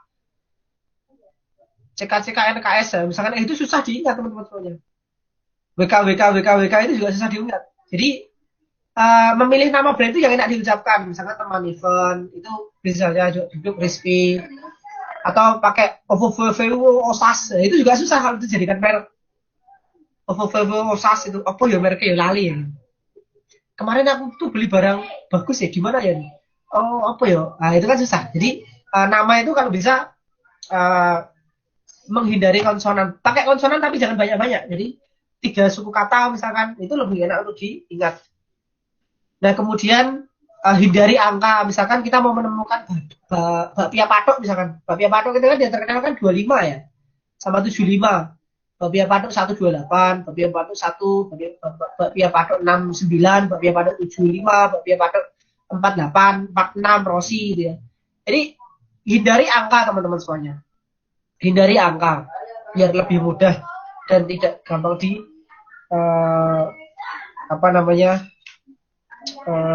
tiru gitu ya. Terus kemudian pakai kata kunci. Kata kunci itu yang menggambarkan dari produk. Nah itu berbicara tentang produk, ada 3 yang perlu diperhatikan. Yang pertama adalah kualitas produknya, ngangenin atau tidak, enak atau tidak. Yang kedua berkaitan dengan kemasan atau packaging. Yang ketiga berkaitan dengan merek, brand, gitu ya. Harus dicari yang unik. Branding di awal-awal kita tidak perlu menemukan namanya dulu, nggak apa-apa. Yang penting kita jualan dulu. Oke, yang ketiga berbicara tentang promosi. Berbicara tentang promosi itu berbicara tentang bagaimana produk kita itu dikenal oleh konsumen, dikenal oleh masyarakat luas, dikenal oleh calon pengguna kita. Mau pakai online, mau pakai offline. Kalau online nanti bisa pakai website, sosial media, radio, dan lain sebagainya. Kalau offline itu bisa pakai baliho, banner, kemudian poster, dan lain sebagainya. Jadi teman-teman tinggal sesuaikan. Saat ini teman-teman semuanya, bahkan ke depan kita tidak boleh meninggalkan online. Bahkan harus disatukan online dan juga offline. Tidak ada lagi kata-kata bagus mana mas offline sama online. Nggak ada kayak gitu. Karena semuanya harus digabungkan. Sekarang eranya sosial media misalkan. Teman-teman harus memiliki strategi pemasaran di sosial media. Menggunakan FB, menggunakan Instagram, menggunakan WA, menggunakan website. Ini induknya gitu ya. Induknya itu website. Terus kemudian jalan untuk menuju ke sana itu pakai sosial media. Nah, promosi ini saat ini sekarang sudah banyak course-nya, sudah banyak cara-caranya yang dibagikan oleh para orang-orang yang sudah ahli. Saya juga masih belajar di bab digital marketing. Maka promosi ini berbicara tentang bagaimana produk kita itu dikenal oleh masyarakat yang akan menggunakan produk kita. Nah, nanti itu berbicara tentang promosinya. Bagaimana kita melakukan promosi, itu nanti bisa dianalisis kira-kira jualan kita itu lebih banyak di Instagram atau banyak di WhatsApp atau di Facebook. Nah, itu bisa ditentukan. Maka teman-teman semuanya, teman-teman juga perlu tahu bahwa promosi ini sesuatu yang menjadi hal yang penting. Maka harus dianalisis mana yang sesuai dengan kriteria pasar kita. Misalkan aku mau jualan ke anak-anak, tetapi atau aku mau jualannya ke ibu-ibu gitu ya. Jualannya ke ibu-ibu. Tetapi media yang aku pakai itu medianya YouTube. Jualanku adalah jualan make up. Kira-kira pas atau enggak? Atau ketika aku pakai Instagram, pas atau enggak? Pakai Facebook, pas atau enggak? Atau sekarang ya lagi hype, itu TikTok. Itu TikTok, sekarang lagi hype. Jadi perlu disesuaikan nih. Teman-teman jualannya apa? Pasarnya itu memakai apa? Misalkan aku jualan getuk. Biasanya ini kan yang membelikan orang-orang tua. Maka yang aku gunakan adalah sosial media adalah Facebook. Kenapa? Karena banyak orang tua berkumpulnya di Facebook. Jadi tempat kerumunannya itu di mana gitu. Kalau tempat kerumunannya di Facebook, pakainya Facebook. Kalau tempat kerumunannya itu di Instagram, pakai Instagram. Tempat kerumunannya itu ada di TikTok, pakainya TikTok. Jadi tidak semuanya bisa disamaratakan. Oh, pakai Facebook laris, pakai Instagram kok lempem ya. Ya memang kolamnya berbeda gitu. Tempat berkumpulnya berbeda. Jadi itu yang kemudian menjadi perhatian di dalam promosi kita. Nah, bisnis-bisnis yang saya jalankan juga seperti itu. Ketika saya menggunakan invite apparel di jasa konveksi, saya lebih banyak menggunakan WhatsApp dan juga Instagram. Kemudian Gedok Crispy menggunakan WhatsApp dan juga Facebook.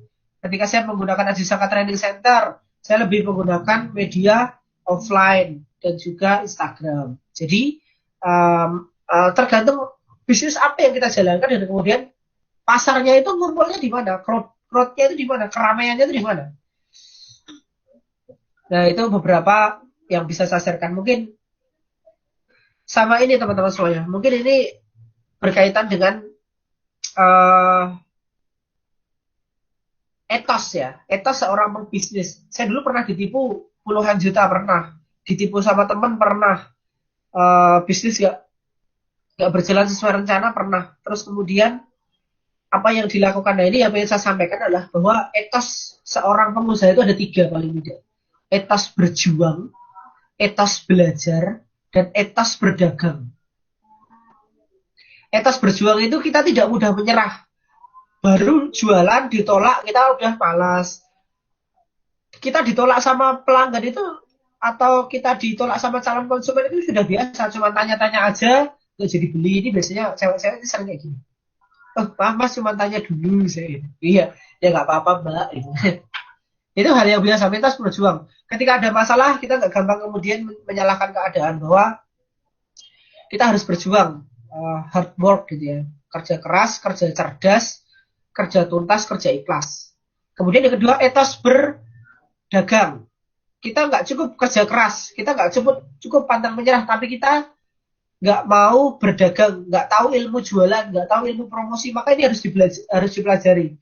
Kita harus tahu bagaimana ketika berdagang itu melakukan services, melakukan pelayanan kepada calon konsumen kita, melakukan eh, bagaimana kita melayani atau memperlakukan calon konsumen kita. Dan yang ketiga, etos belajar. Bisnis itu dinamis, tidak hanya di masa pandemi saja, di semua masa harus beradaptasi. Jadi harus mau belajar, kalau nggak mau ya siap-siap ketinggalan atau terlibas.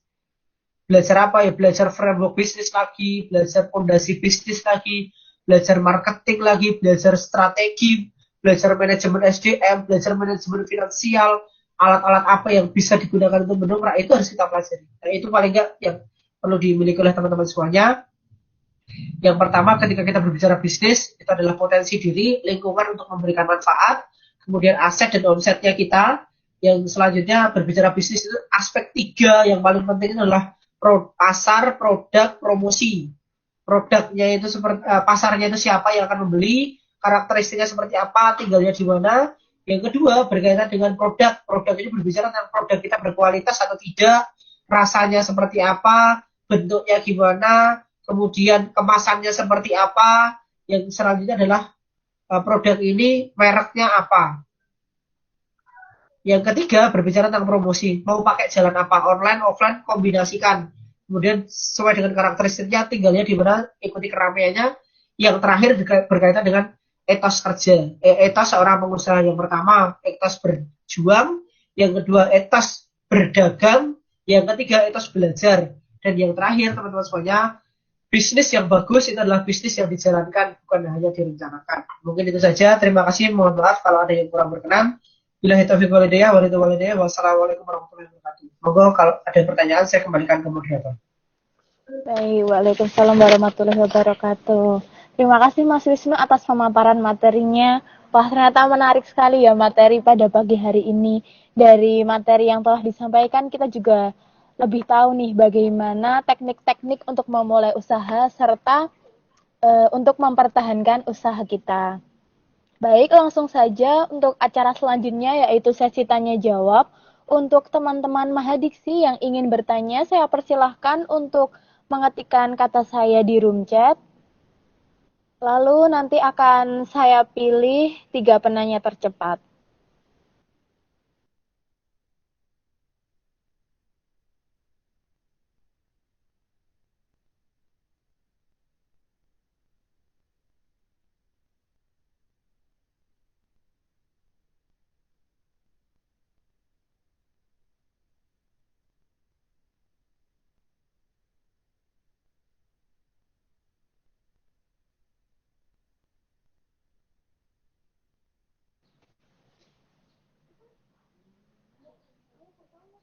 Silahkan nih bagi teman-teman yang ingin bertanya, saya persilahkan.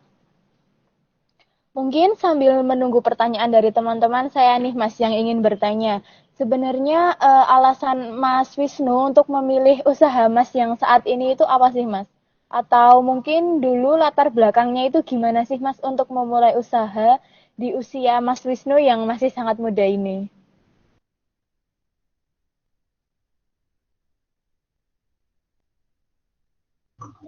Oke, siap. Latar belakang saya memilih bisnis konveksi ya. Dulu sebenarnya iseng-iseng ya, tahun 2011 itu zaman-zamannya hardcore. Saya sekolah di SMK 3, sekolahnya para Gondes gitu ya. STM 2, Foster. Ada yang tahu? Mbak Dian asli mana Mbak Dian? Saya dari Godean Mas. Oh, Dian. Tahu Foster? Tahu Mas. Tahu ya. SMK 3, sekolahnya para Gondes gitu ya. Aduh. Jadi saya di sana dulu mulainya jualannya kaos hardcore, gitu ya. Kaos hardcore di mana ternyata peminat itu banyak. Nah, kenapa dulu saya memilih bisnis konveksi? Yang pertama saya lihat adalah terkait dengan potensinya pada waktu itu. Karena jualan kaos itu juga ternyata untungnya lumayan gitu ya. Terus kemudian saya baru sadar bahwa oh iya deh, ternyata lingkunganku itu lingkungan konveksi. Ibuku penjahit, kemudian bapakku juga penjahit gitu ya.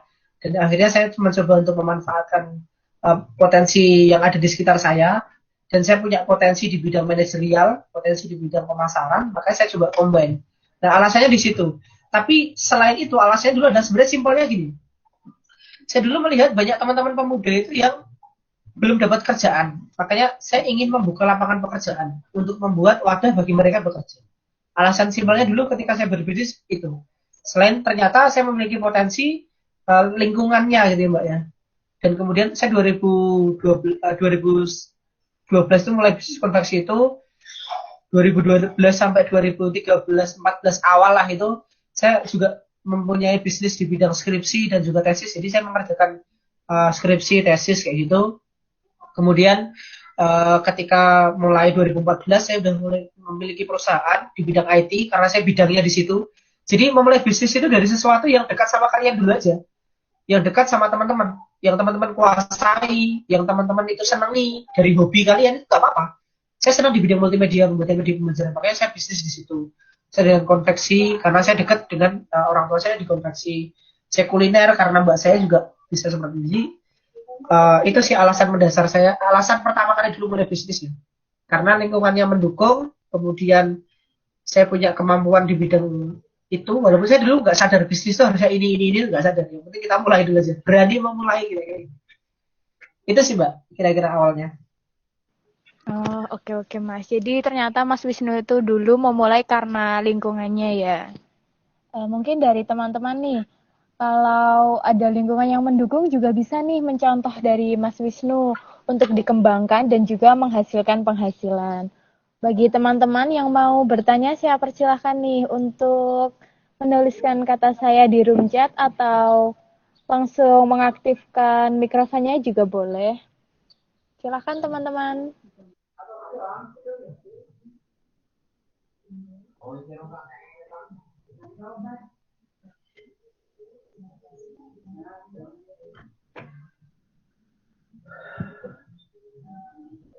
Oke, bisa dipahami atau malah bingung dengan apa yang saya sampaikan?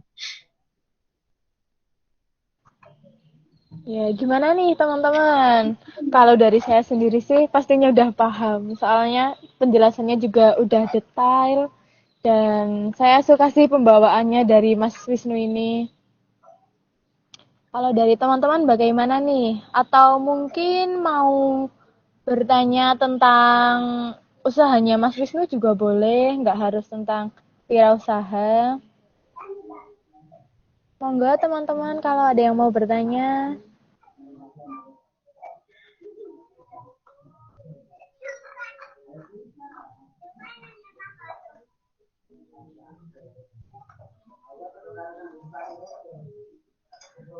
Ada yang mau bertanya Mbak Dian? Oh iya, ini dari Kak Lisa. Untuk yang pertama dari Kak Lisa, saya persilahkan. Terima kasih moderator. Mas Wisnu izin bertanya. Siap-siap. Kan Mas Wisnu juga ada di bidang kuliner. Ya. Saya sebenarnya juga bismillah sedang berusaha untuk merambah ke ya belum bisnis sih, baru coba-coba, mudah-mudahan bisa lancar. Nah, itu pergi ke itu dinas koperasi dan pangan, karena kan kalau di tempat saya ingin membesarkan usaha itu harus dengan izin. Nah, sedangkan izin itu harus ada NPWP dan sebagainya gitu kan Mas. Sedangkan kita yang baru memulai untuk adanya NPWP itu kayak gimana ya, masih ragu dengan kalau mau mendaftar NPWP dan sebagainya itu. Ada nggak sih Mas kiat buat kita biar kita mantep dulu buat membesarkan itu, atau kita benar-benar ngurus administrasinya dulu? Terima kasih. Baik, untuk Mas Wisnu mau langsung dijawab atau ditampung dulu ya Mas? Langsung dijawab saja, gak apa-apa ya Mbak Dian? Oh iya, monggo Mas. Oke, terima kasih Mbak Lisa Yunasdi. Ini bisnisnya apa Mbak, kulinernya? Ini Mas, buat kering kentang. Oh, kering kentang. Itu tadi kasusnya kenapa di dinas? Kemarin itu ada pelatihan dari dinas koperasi. Pertama dinas koperasi.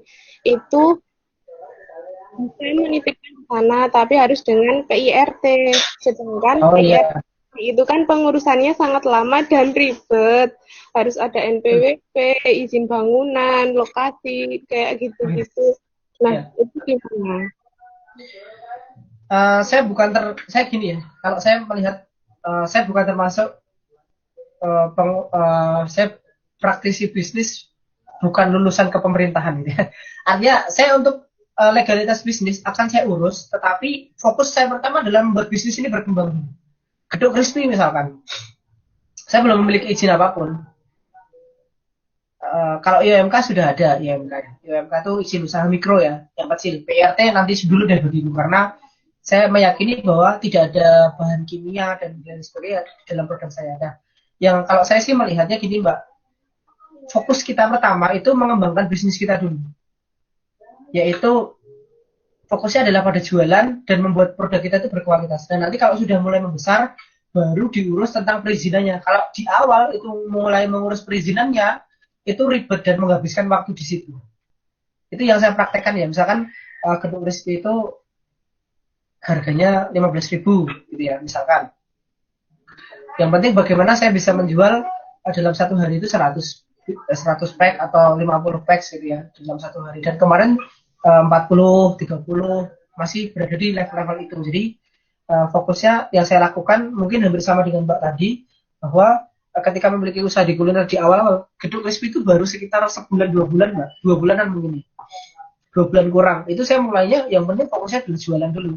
Baru nanti kalau misalkan sudah kelihatan tracknya, kemudian baru akan mengurus PIRT dan lain sebagainya untuk memperbesar market kita. Karena menurut saya ketika PIRT itu berarti sudah sampai tahapan produksi massal bagiku tadi. Aku memandangnya itu kalau sudah sampai tahapan PIRT itu berarti sudah siap dipasarkan secara massal. Yang artinya siap menjangkau pasar yang lebih luas.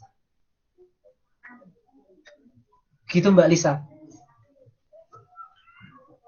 Jadi untuk saat ini, untuk pengurusan kayak gitu lebih baik enggak dulu ya Mas.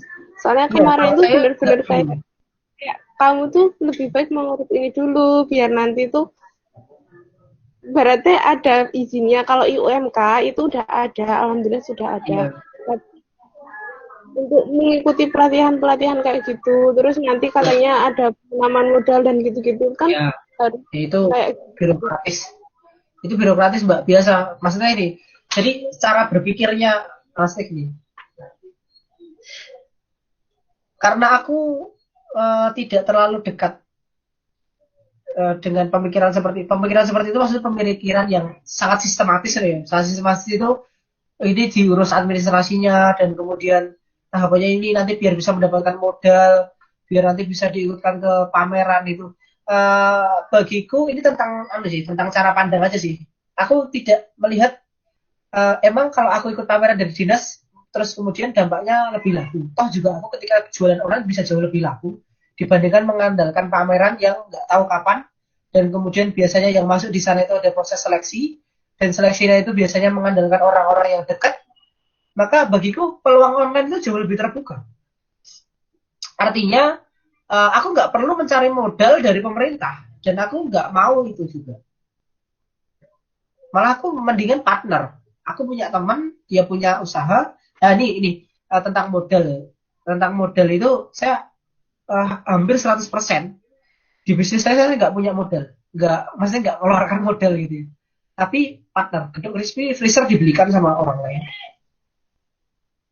Jadi ini tentang cara memandang saja. Kalau saya bukan tipikal orang yang ingin bergelut di bab administratif atau alur yang dibuat sama pemerintah berkaitan dengan itu. Tapi saya mencoba cara-cara orang-orang yang sudah sukses. Baba Raffi, kemudian warung steak itu tidak bermula dari persyaratan administratif, tapi membuktikan kualitas produknya itu memang bagus. Dan masyarakat itu menikmati.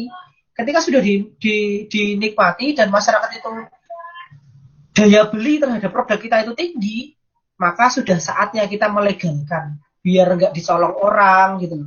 Biar merek kita itu nggak diganggu orang. Biar ketika nanti ditanya izinnya kita sudah punya izin. Tetapi itu nanti kalau sudah besar. Kalau bagiku kayak gitu, Mbak.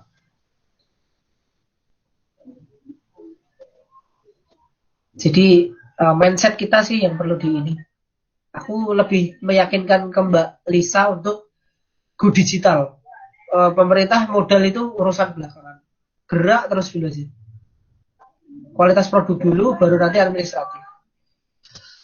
Oke, mungkin itu. Lanjut ke pertanyaan kedua, mungkin Mbak siapa nih? Mbak Linda. Ya, untuk pertanyaan kedua dari Mbak Linda, saya persilahkan.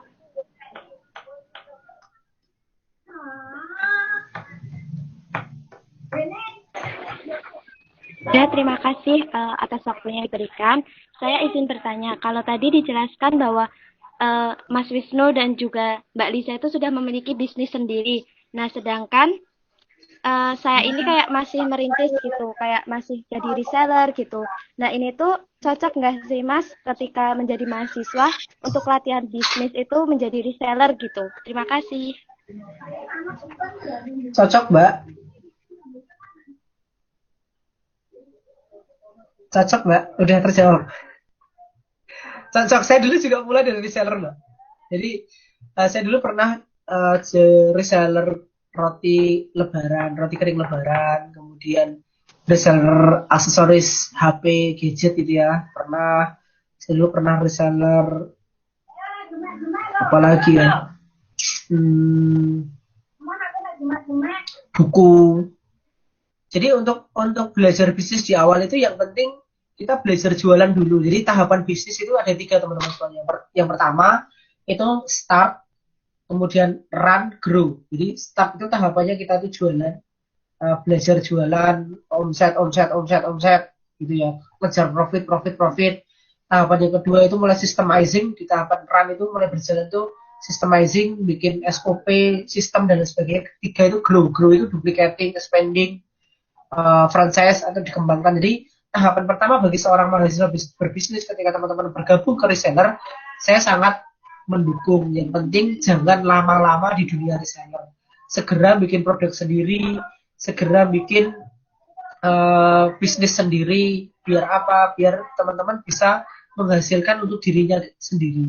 Jadi tidak terlalu bergantung kepada orang lain. Karena sistem reseller itu ketika nanti induk resellernya itu mati, kita nggak bisa jualan kalau kita nggak punya produk sendiri. Nah, maka boleh belajar di awal di bidang reseller, tapi jangan lama-lama dan jangan terlena. Segera bikin produk sendiri, segera mengelola database sendiri. Ambil ilmu jualannya, ambil metodenya, gitu Mbak. Oke, baik Mas. Terima kasih atas jawabannya. Siap. Ya, mungkin ada lagi dari teman-teman yang ingin bertanya. Masih ada waktu ini sekitar 3 menit lagi. Jadi dari jawaban pertanyaan dari Mbak Lisa tadi, yang penting itu kita fokus pengembangan usahanya dulu daripada perizinannya. Karena kalau untuk perizinan itu nanti tuh, ya itu tadi agak ribet dan mungkin itu bisa diurus ketika usahanya sudah mulai berkembang. Dan dari jawaban Mbak Lisa tadi itu juga solusinya kita bisa memanfaatkan teknologi digital untuk memasarkan produk kita, seperti itu. Ya. Terus untuk pertanyaan kedua dari Mbak Linda tadi, jadi bisa saja sih kita memulai usaha. Jadi bisa saja sih kita memulai usaha, mulai dari reseller. Ternyata ini masih ada pertanyaan lagi Mas, dari Mbak Devi Wahyu Wulandari.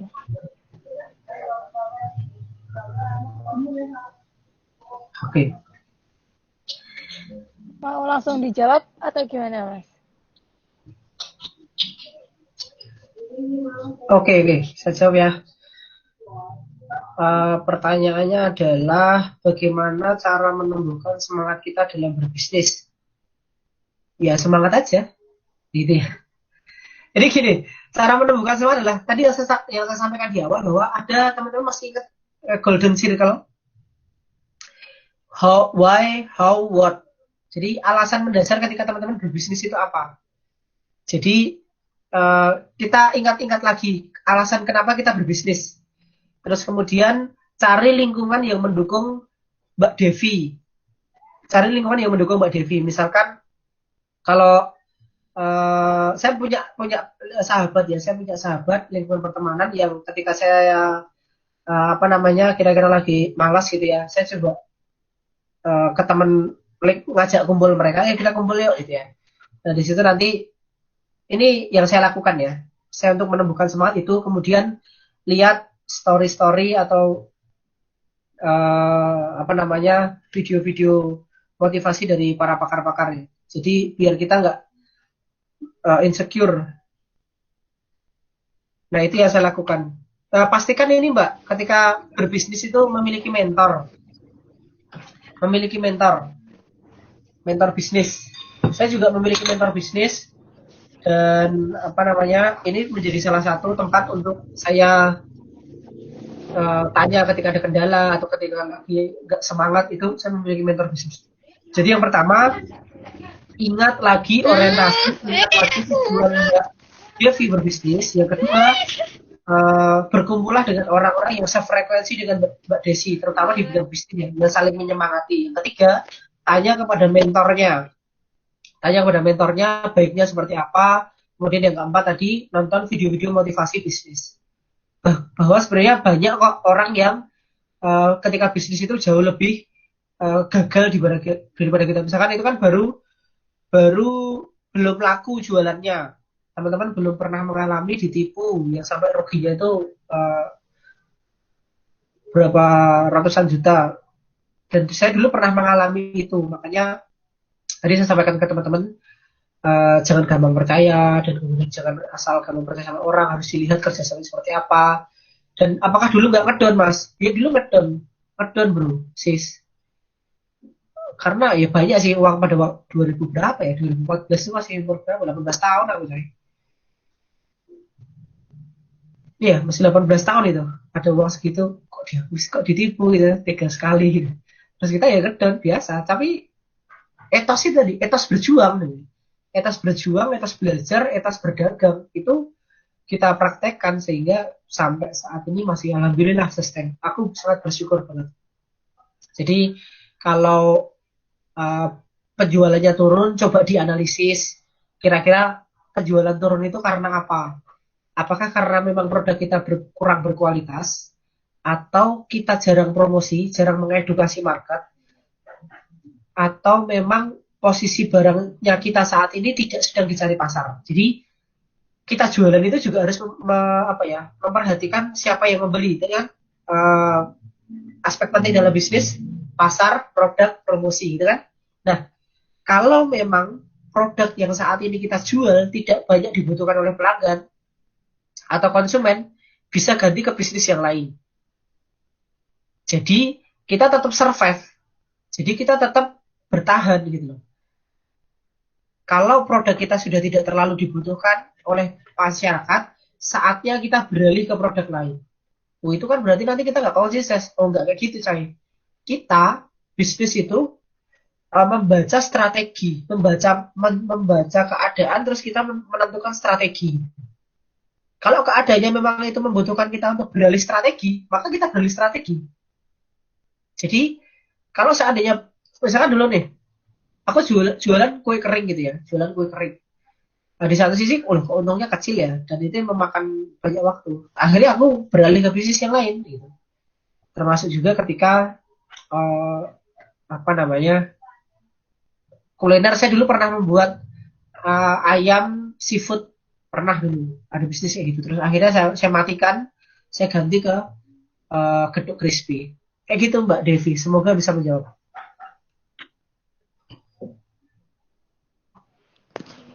Baik, terima kasih untuk Mas Wisnu jawabannya. Jadi intinya itu saat kita kurang semangat, kita bisa mencari lingkungan yang tentunya dapat menumbuhkan rasa semangat kita dan kita juga harus menguatkan diri kita sendiri ya, karena kunci untuk berwirausaha itu juga ada pada diri kita sendiri. Baik, sekali lagi saya ucapkan terima kasih kepada Mas Wisnu, dan karena waktu sesi tanya jawab sudah habis, untuk selanjutnya mungkin dari Mas Wisnu akan memberikan closing statement untuk kita agar bisa nih untuk segera memulai berwirausaha. Oke. Gini guys, pengangguran di Indonesia itu kan banyak ya. Kita sebagai pemuda kemarin sudah memperingati Hari Sumpah Pemuda, maka yang ingin saya sampaikan adalah bukan berkaitan bagaimana memulai bisnisnya, tapi bagaimana cara pandang kita menjadi seorang pebisnis, menjadi seorang pemuda terhadap kehidupan berbangsa dan bernegara. Berat memang. Ini bahasanya berat, ini obrolannya berat. Kalau teman-teman terbiasa dengan drama Korea, kalau teman-teman terbiasa dengan Among Us, kalau teman-teman terbiasa hanya dengan Mobile Legends, kalau teman-teman hanya terbiasa dengan TikTok eksistensial, bahasa ini menjadi bahasa yang berat. Apa yang saya sampaikan ini menjadi sesuatu yang berat. Kenapa? Karena ini berbicara tentang idealisme seorang pemuda.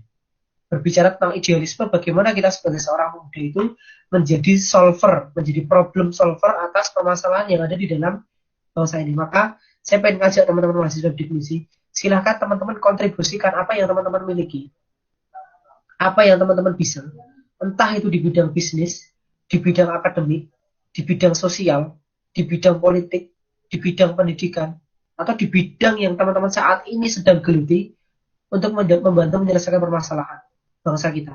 Kalau teman-teman ingin terjun di dunia bisnis, maka silahkan buat lapangan pekerjaan sebesar-besarnya. Buatlah lapangan pekerjaan seluas-luasnya. Karena ketika kita nanti mati, teman-teman semuanya, kita memiliki hujah atau memiliki alasan bahwa kita itu layak masuk surga. Bahwa kita itu memiliki alasan kuat untuk kita itu layak menempati tempat terindah. Karena ketika nanti Allah itu bertanya kepada kita, apa yang dulu pernah kamu lakukan di bumi? Kalau saya tidak melakukan kebaikan atau hal yang bermanfaat, maka masa akan menjawab, saya ketika di dunia hanya nonton drakor, hanya main Mobile Legends, hanya menghabiskan waktu untuk foya-foya, maka saya tidak memiliki alasan kuat untuk saya bisa masuk ke surga. Maka ketika ditanya kepada Allah, saya menyampaikan bahwa ketika saya di dunia ya Allah, saya membuka 1000 lapangan pekerjaan, saya membuka 25 pesantren, saya membuka sekolah mulai dari TK, daycare sampai perguruan tinggi, dan itu gratis. Nah itulah yang menjadi alasan saya kenapa saya berbisnis. Saya ingin membuat pesantren, saya ingin membuat sekolah, saya ingin membuat perusahaan untuk menyerap banyak orang dan memberikan pendidikan bagi orang. Saya ingin masuk ke dunia rumah sakit, ke dunia maskapai penerbangan, ke dunia perhotelan. Beberapa waktu yang lalu saya ditelepon sama seorang senior, diminta untuk menjadi general manager di salah satu hotel di Yogyakarta. Jadi itulah yang saya maksud idealisme pemuda. Buat sebanyak-banyaknya manfaat, buat sebanyak-banyaknya kontribusi untuk bangsa ini. Itu saja teman-teman semuanya.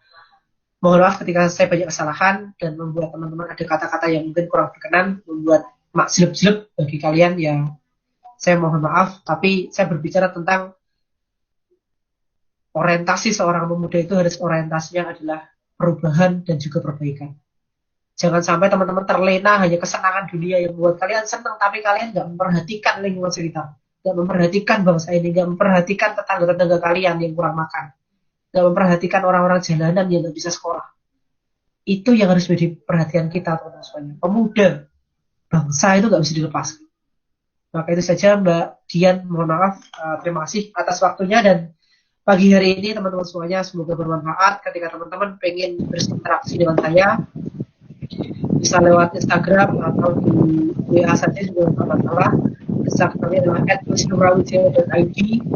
Kemudian kalau di kontak WhatsApp nanti bisa minta ke panitia saja. Saya sangat terbuka ketika teman-teman ingin berkomunikasi. Billahi taufiq wal hidayah. Wassalamualaikum warahmatullahi wabarakatuh. Semoga bermanfaat. Waalaikumsalam warahmatullahi wabarakatuh. Terima kasih Mas Wisnu. Demikian diskusi dan pemaparan materi dari webinar pada pagi hari ini yang telah disampaikan oleh Mas Wisnu Prawijaya. Dan dari materi tadi dapat kita simpulkan bahwa untuk memulai berwirausaha itu kita memerlukan adanya penggalian potensi diri dan juga pengelolaan pasar, produk, serta market yang baik. Dan setelah nanti kita sudah bisa berwirausaha, jangan lupa untuk berbagi dengan sesama, yaitu dengan membuka lowongan pekerjaan dan membagikan apa yang kita punya untuk sesama. Karena tujuan dari berwirausaha itu tidak hanya untuk diri sendiri, tapi bermanfaat untuk lingkungan. Sekali lagi saya ucapkan terima kasih kepada Mas Wisnu yang telah memaparkan materi pada pagi hari ini. Semoga ilmu serta pengalaman dari Mas Wisnu dapat bermanfaat bagi kita dan juga kita sebagai pemuda dapat meniru nih dari apa yang telah dilakukan oleh Mas Wisnu. Untuk selanjutnya, saya selaku moderator memohon maaf apabila dalam saya memandu acara ini terdapat kekurangan. Terima kasih. Wabillahi taufiq wal hidayah. Wassalamualaikum warahmatullahi wabarakatuh. Untuk selanjutnya, waktu saya kembalikan kepada MC. Terima kasih. Baik, terima kasih kepada Saudari Dian Oktavia yang telah memandu jalannya diskusi pada pagi hari ini.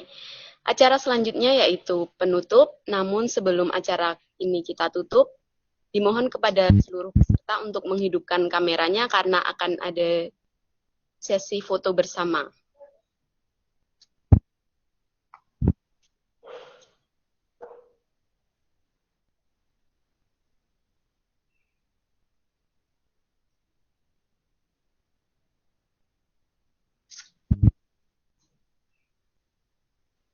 Ayo guys, dihidupin kameranya.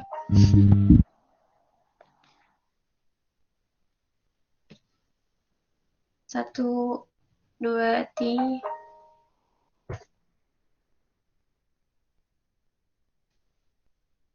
Satu, dua, tiga.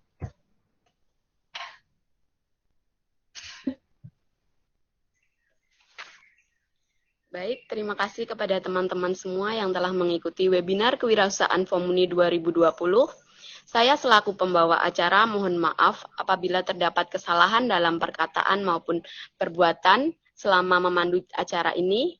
Sekian dari saya. Wassalamualaikum warahmatullahi wabarakatuh. Waalaikumsalam warahmatullahi wabarakatuh. Warahmatullahi wabarakatuh. Terima kasih. Terima kasih, Kak.